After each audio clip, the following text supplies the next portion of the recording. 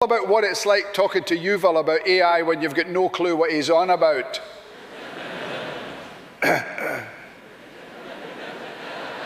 Right then, let's talk about YUV. The only man I've ever met who can make you feel stupid while ordering a salad. We're sitting at lunch just having a bite and he goes, I think this conversation lacks structure. We should inject some intention.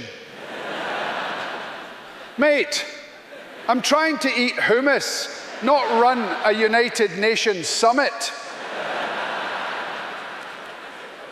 He once told me he built an agent that queries external memory. I said, aye, my granny does that.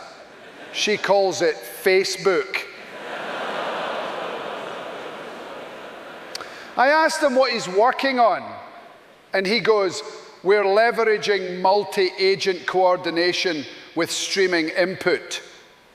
I said, I'm just trying to get my kid to eat broccoli, mate. He's the only man who asks a waitress, what's your latency on refills? She said, you want Coke or not? You don't just chat with YUV. You enter a philosophical black hole. I said, you come into the pub later? He said, depends if the reward signal outweighs the cognitive load. I asked him for help with my phone once.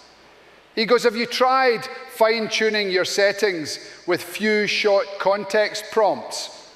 I said, I just want Bluetooth, not a bloody dissertation. Even small talk is dangerous. I said, we're expecting rain today. He said, good, more training data for the weather model. Bro, you're not God, you're from Tel Aviv. He told me his AI hallucinated. I thought the laptop was on mushrooms. Turns out it just gave the wrong answer.